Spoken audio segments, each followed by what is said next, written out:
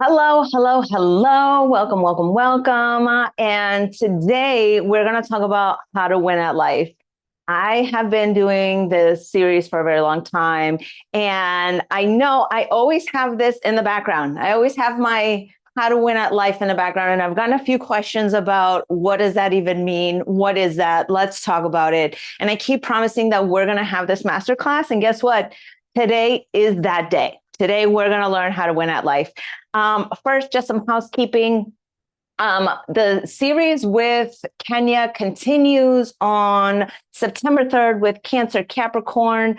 We've got September 24th, Leo Aquarius, October 1st, Virgo Pisces with your North Node and South Node, astrology and manifestation pairings.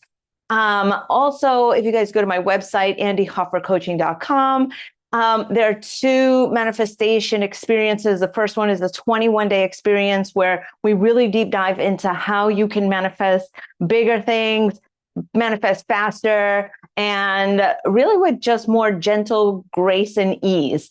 And then the second experience is the North Node astrology manifestation experience, where let me just tell you, digging into what your soul curriculum is probably one of the quickest ways to manifest. So those two are there. And also, if you're looking for one-on-one coaching, you guys can click on my,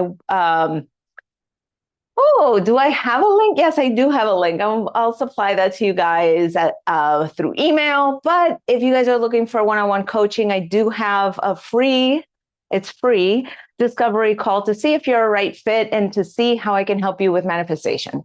So let's talk about what does it mean to win at life? Like, what is this? So in life, we're talking about how is it that we keep meeting challenges? How is it that we keep meeting the different areas of our life? How is it that we show up when the going gets tough? How is it that we show up when we meet resistance? Now, I want to take this before we even apply this formula. What are we talking about? So in your soul curriculum, whether you find it through astrology, whether you find it through just manifestation, personal development, self-help, we always find that our life is built around where we are right now. We find that this is our comfort zone. This is what we know. Even from the side of the bed you sleep on to going to the gym on a certain way. Like you drive the same path to get to the gym. You make the same meals. You meet the same people. You have the same stories that you tell over and over again. I mean, I do that. So I'm just going to assume that other people do that too. And we're really just built for habit. We're really just built for being in our comfort zone. It's safe. It's known. It's what we do. Now, that doesn't necessarily mean that it's good, but I've heard this statement said before, is the devil you know is better than the devil you don't.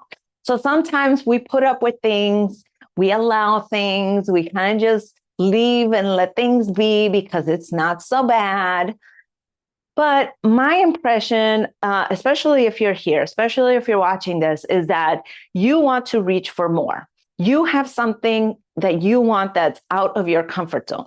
It's bigger, it's faster, it's more abundant, it is more love, it is more notoriety. Whatever it is not within the realm of what you have currently.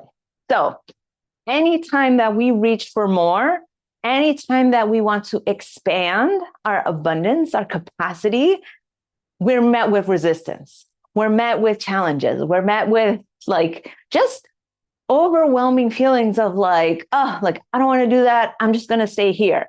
And we can keep ourselves playing to that comfort zone. We can keep ourselves just functioning in a way that makes current sense. So we always have to expand outside of that, and it's going to be uncomfortable.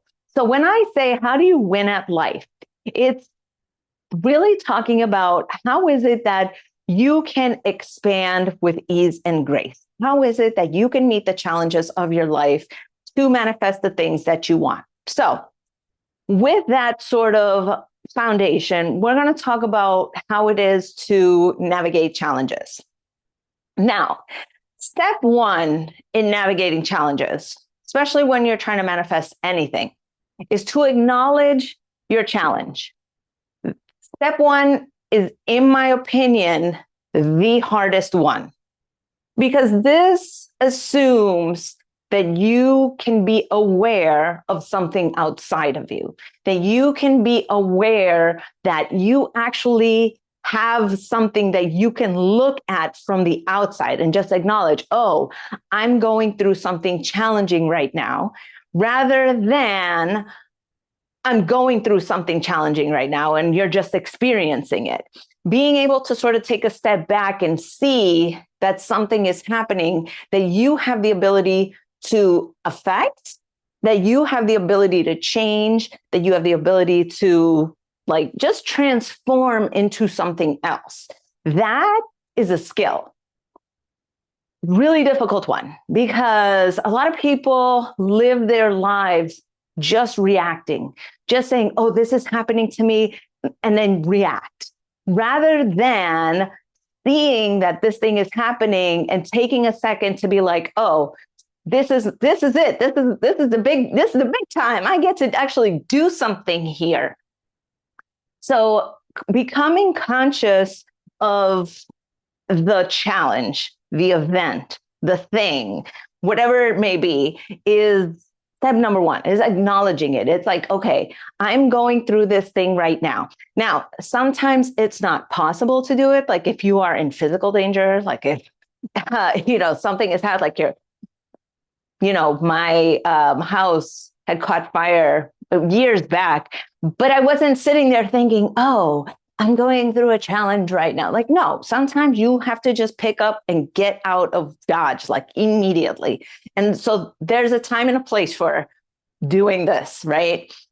And it's not when you're in imminent danger. So acknowledging your challenge it can either be immediately if it's something small, or it can be years later.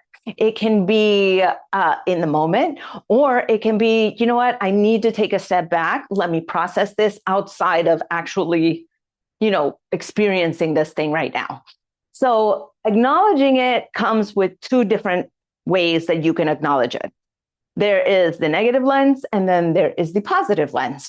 And so today, what we're going to talk about is how to actually look at it through the positive lens. But I want to acknowledge that there is a negative lens, because if you can look at a challenge, you can either ascribe to it that, oh, this is bad, this is terrible, I don't want to experience this is not good. That's that initial path of staying in your comfort zone. So we don't want to do that. What we want is to go to the second step, which is embrace the challenge. Now, again, if it is a challenge that is like dangerous, obviously right now we're not talking about that. We're talking about things that come up, like maybe a financial loss, maybe you broke up with somebody, maybe let's see, what's the challenge that I came up with recently? Maybe is having allergies or whatever it is that you might be going through, where something is affecting you and you've acknowledged it. You're like, oh, okay, this is something that I can affect. This is something that I have the power to transform, because I see that this is where my resistance is. Next is embracing it. Now, I'm not saying that you have to love it. I'm not saying you have to be like, this is the best thing ever. I'm saying that you have to embrace that this challenge has been divinely appointed to you so that you can break out of your comfort zone and into your next level, into the next evolution, into the next phase of you. So this has been crafted. So embracing it means acceptance. It's not resignation. It's not being like, oh, this always happens to me, because that always falls into the negative lens. We're talking about, okay, this thing is happening to me. This is my challenge. This has been made for me. I can do this. This is something that is helping me. Now, there's a lot of times where we're met with very extreme situations that can feel like, this is bad. I don't want to feel this. And that's okay. That's absolutely okay. We may have to take years in order to get to this, embrace the challenge. It might take years. But what this is actually doing is acknowledging that the universe is not making any mistakes, because it doesn't. It creates these situations because you've asked the universe for something more. You're like, but wait a minute. I didn't ask for this negative thing to happen. I didn't ask for this trauma to happen. I didn't ask to, be harmed. I didn't ask for that. Correct? However, now that we're already here, it's okay. We've acknowledged that this is happening. Now we're embracing, okay, this thing is happening to me now, or this thing happened to me years ago. Now I get to transform at this moment. I get to be the person who sets boundaries. I get to be the person who elevates myself. I get to be the person who, prevents atrocities from happening to other people. I get to be that person.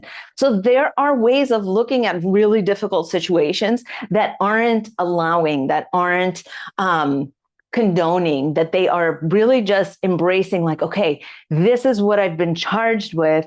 And now I'm going to work this situation. I'm going to work this thing like a problem. So let's recap. First, we have a challenge. We acknowledge it. We see it. We're like, okay, this is happening, or this has happened in the past. We embrace it. We say, okay, even though I don't love it, even though it's not the greatest, I see that there's something here for me that is helping me to evolve, and I acknowledge it. That's all we're doing. Next is looking for the lesson. This is where we really transform. This step right here is really where we start to see the part of us that is stagnant, because the lesson in the challenge is the one that you have to learn and integrate in order to be able to go to your next level, in order to be able to manifest, in order to be able to release what's happening. So, for instance, if you were an owner of a business and you found that somebody had stolen $20,000 from you, and that's terrible. That's a horrible situation, right? You acknowledge that it's happening. We're not denying that it's happening. We're embracing it. We're like, okay, this is where I need to learn something. Like this challenge right here is designed for me. Now, what are we trying to learn? It might be that you have to have better security around your money. It might be that you have to understand that the money was never yours to begin with. You have to learn how to spot people who might be lying to you. There could be like 1,000 different lessons in it. So you have to really dissect it. And this one can be hard in the middle of doing all of this, because somebody just stole $20,000 from you. Like, nobody wants to be like, oh, what's the lesson in this? Like, nobody wants to do that. So again, you might have to take some time before you get to this. Number 2 might take years. Number 1 might take years. So we might be talking decades before you're even willing to learn what the lesson is for you. And there's a whole process behind that, and it's actually pretty gnarly. But okay, so we're looking for the lesson. Looking for the lesson does not mean that you deserved it, that you called it in, that you did something bad. But it's really about the interaction and how did you receive it? How did you process it? What was happening around this scenario that had it happen to you? And I don't want to use the word cause, but when you are looking at your life, as we said in the beginning, when you're looking at your life is set up to keep you where you are. Are you subconsciously hiring people that you shouldn't be hiring as a way to keep you from being successful?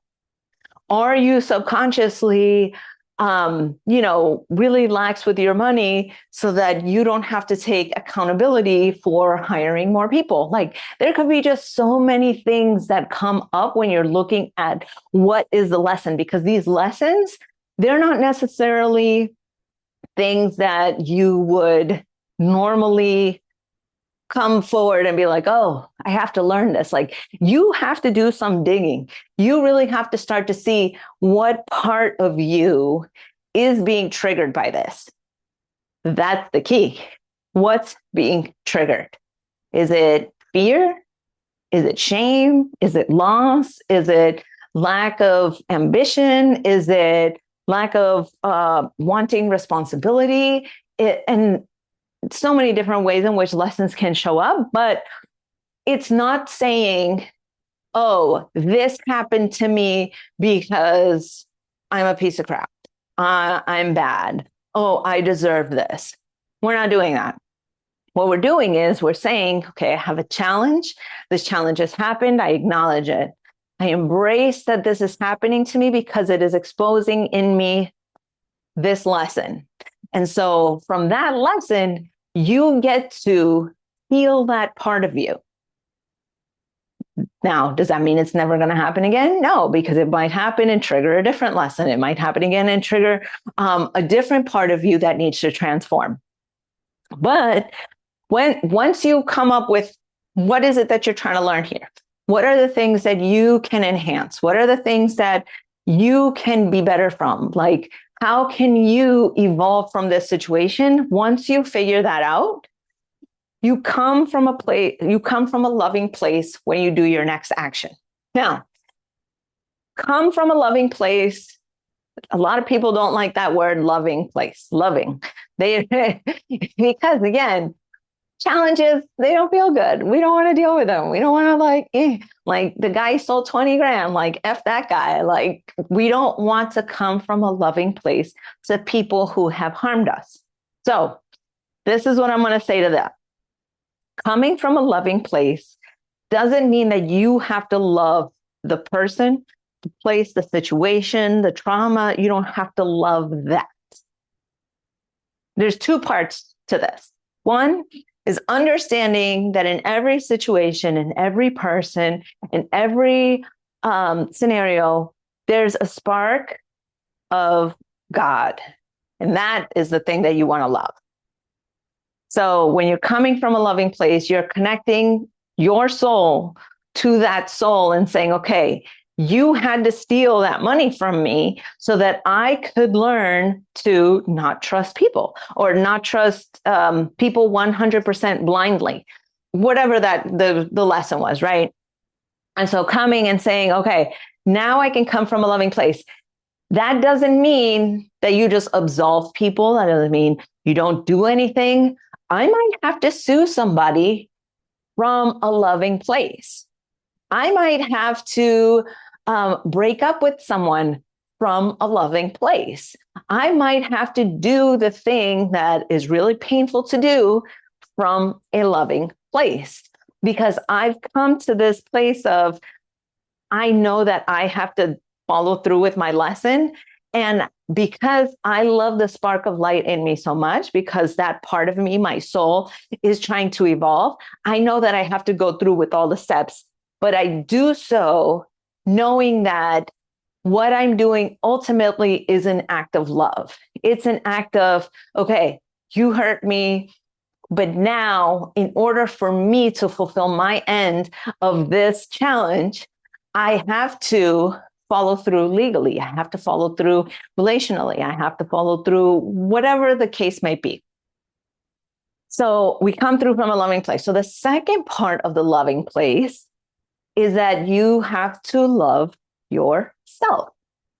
And so loving yourself and doing something from a loving place means that not only is it that you are following through with a lawsuit, with a breakup, with, leaving it alone, whatever the outcome may be, is that whatever it is that you're doing comes from a place of self-love. Now, I have seen people who will use this formula and be like, oh, I acknowledge the challenge. I embrace it. I found the lesson, but F that guy. I'm still going to sue him, and come from a place of anger, frustration, sadness, shame, and really be gung-ho about it, even though they have gone through all of this, and not coming from a place of love. destroys manifestations. Not understanding what you're supposed to evolve destroys manifestations. Not embracing that you have a challenge in front of you that was divinely curated for you destroys manifestations. Not acknowledging that you're having a challenge, not being able to do that, it's hit or miss, because sometimes you can still manifest things without realizing that how you're manifesting, why you're manifesting. And really understanding that whenever you have a problem, if you follow this formula, you're going to win. Now, what does winning mean? Not coping. It's not just like, oh, how do you deal with challenges? That's not it at all. This is, how can you take the challenges that you have in your life and use them as a mechanism to manifest the things that you want? This is it. This is it right here. The way that life works is it tries to keep you in the comfort zone.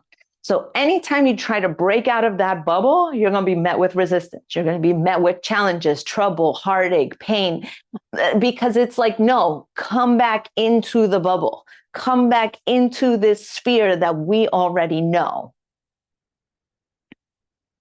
And if you want to transform these challenges, that is where the magic is. I want to say that again. When you have a challenge, that is where the magic is. When you have a challenge, you should be like, yes, this is exciting. This is so amazing because I get to transform this. And it's really hard to do. I'm not saying that this is easy at all. But when you're met with a challenge, immediately your mind needs to go to, yes, I'm going to transform these negative feelings into something more positive, more constructive, because on the other side of this challenge is something is going to pop out into my universe that I've been asking for. I've seen it millions of times. I have been doing this all my life. Here's a recent thing that I've just done. So I have severe allergies, and the one thing that always gets me is perfume. Like, I can't avoid going outside. I can't tell the whole world, hey, don't use perfume because it triggers my allergies and my eczema. Like, that's just crazy talk. However, I also live with a young adult in the house who likes her sprays and her hair stuff and all this stuff. And it drives me crazy every time I sit on the couch. And my eczema starts messing up. I start sneezing. It's terrible. And again, I can't tell this young adult, hey, change your entire life for me. That's just crazy. However, I can sit there and think in my head, oh my God, they don't care about me. They don't love me. They don't want me to do this. They're they're doing it on purpose. And I could sit and I could stew in it and I can spin my wheels. Or I did this. This is what I did. I acknowledged, I said, you know what? This is my problem. I have allergies. I've been trying to work with them. I've been trying to address them with a healer. And my situation right now is that my stepdaughter, she loves perfume. Okay. That I acknowledge this.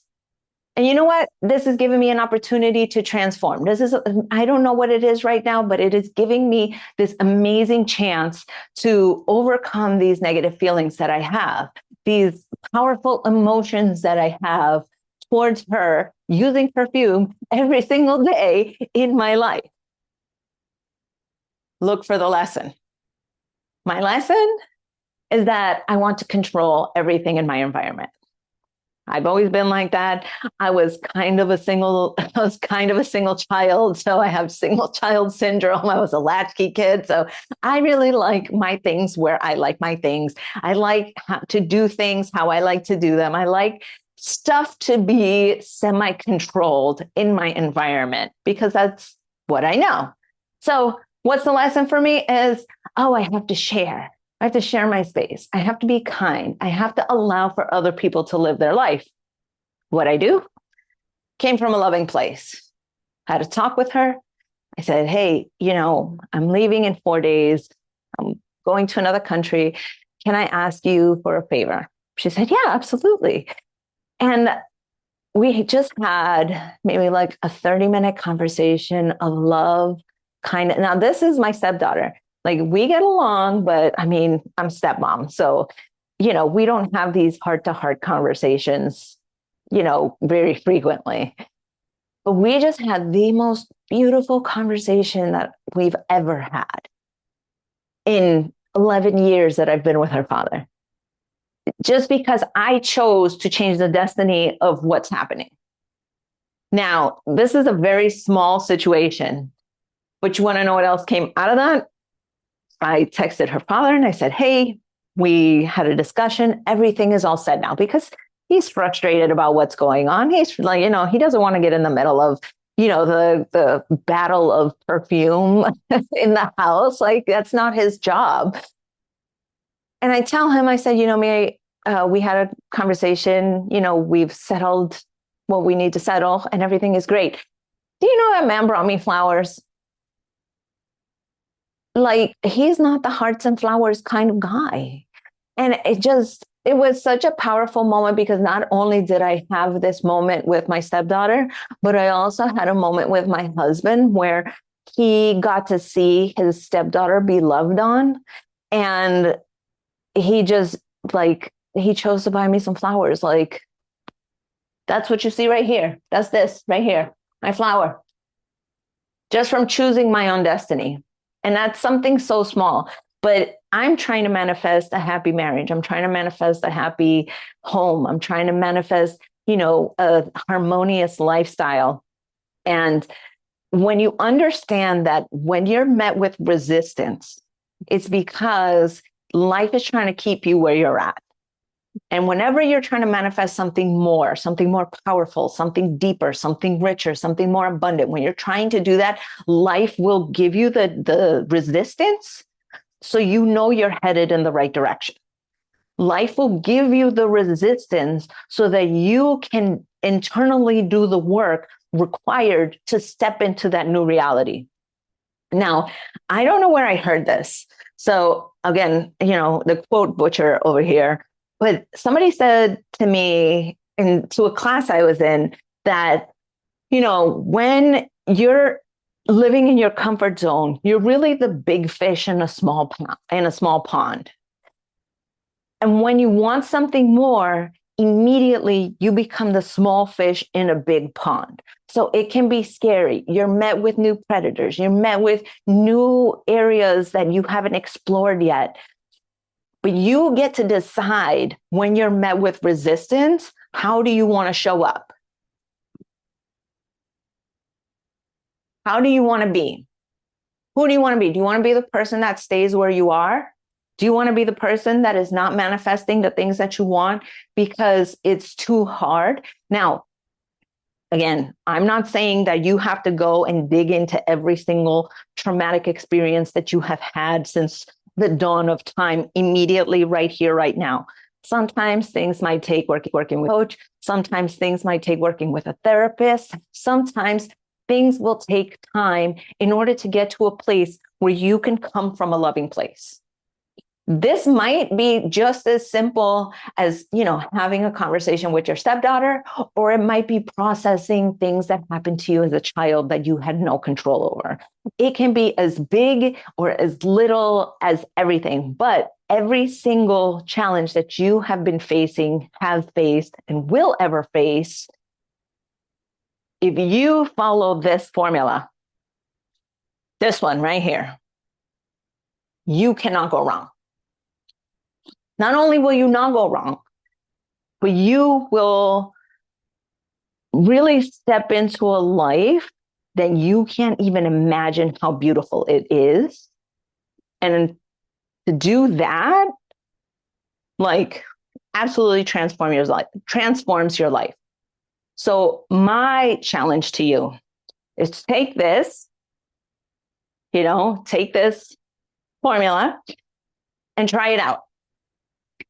Something that I'm very big on, don't believe me. Don't ever take anything that I say and believe me. Don't do it. I don't want people believing me. I want you to take what I said and just try it.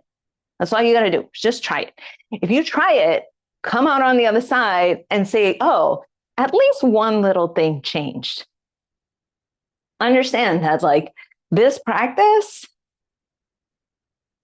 it's mind blowing. Like this, there's so much magic in this formula. Like, and I don't really, you know, in a 30-minute masterclass, I really can't get into all the nitty gritty of it. But needless to say, if you're choosing to manifest consciously, if you're choosing to step into a life that is different than you are right now, just try it. Just try it. What do you have to lose? Absolutely nothing. I don't ever advocate for blindly following me or anybody for that matter. Always test out what it is that you're being told. And with that, I have some Q&A questions that were submitted to me. Do you have anything that you would like to ask? No? Okay. So let's go into the Q&A questions, okay? So can you come from love and still be angry? This is, I love this one. Because anger has a very destructive root to it. So love and anger cannot live together. Anger actually destroys everything from the inside out. Anger has such a powerful root of destruction that when you live in that negative space of anger, frustration, hate, it not only blows up the thing that you're trying to manifest in your life, but it's also going to destroy what you already have. That's how destructive anger is. So when you get to this place, that doesn't mean that you don't have to follow through. Like I said, it's not that you don't have to sue a person. It's not that you don't have to take legal action, put someone in jail. It's not that you don't have to, confront somebody. And there's like a whole process to confrontation also. But this part, it's not about loving someone. Like you never have to love somebody. It's coming from a loving place is understanding that that part of you that is internal, it's your soul. It's like, oh, okay, I have to play my part in this. And I do so with love for myself and for what this is creating. Let's see, not only anger, but resentment. Yeah, exactly. Resentment has such a powerful root because if you think about it, right? Resentment is like a low grade anger that stays there. It like gnaws away at all your manifestation. And we keep it in the background. So we're not actively like resenting people. But every time we think about them, that low grade anger comes right back, that low grade, and it erodes, very subtly, but it's very much a very powerful emotion. So again, I'm not saying you have to like absolutely adore the person who hurt you. You have to absolutely adore the fact that, your house burned out. Like, that's not what I'm saying. Is understanding, wow, this has to happen in order for something to happen for me. Understanding that things are happening for you is like the ultimate goal. Okay, let's see. How would these 4 steps apply to losing a job, ending a relationship, financial problems, or rejection? Let's take losing a job for a second. So back in 2020, COVID hit and I was furloughed from my job, and there was like a whole process that happened and I wound up leaving and all this stuff. So losing a job to me, and not to mention I was a crazy teenager, so I may have lost a few jobs throughout my entire life, but losing a job, let's talk about that for a second. So the energetics behind losing a job can bring up feelings of I'm not good enough, I'm not smart enough, like I'm not useful. It can bring up a whole world of stuff that happens in you. So when you're looking to find a new job, which is really crucial, right? Like you lost one, now you want another one. First, we have to go through this process. Acknowledge your challenge. Okay, I've lost my job. I acknowledge it. I see that this is happening. I see that I'm being, that there's resistance being applied to me. Okay, we're acknowledging it. We're not loving it. We're not like too crazy about it because, we got to get money. We got bills to pay. We got mouths to feed for some of us. So we're acknowledging the challenge. Okay, now we embrace it. We say, okay, you know what? This is happening for me. Now, that's not to say, oh, that job was trash anyways. Oh, I hated my boss. Or, it's not to start dumping on the other side. That we're looking through the negative lens at that point. So we're trying to shift to the positive lens. So the positive lens, embrace the challenges. Okay, this is actually giving me an opportunity to find a job that I like, find better hours. This is giving me an opportunity to, have more work-life balance, or find a job that pays me more, or, start my business, as in my case, right? Back in 2020, it gave me the opportunity to start my coaching business. And so we get to reframe, this is happening for me. I don't understand how this is going to play out, how it's going to end, but I know that this ultimately is for me. Okay. Look for the lesson.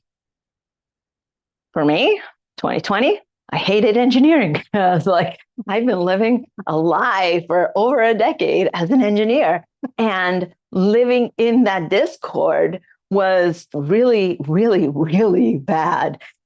And for me, it was like, oh, okay, I get to explore the things that I do love. I get to explore what it means to be an entrepreneur. I get to explore what it means to branch out. I get to explore these other things.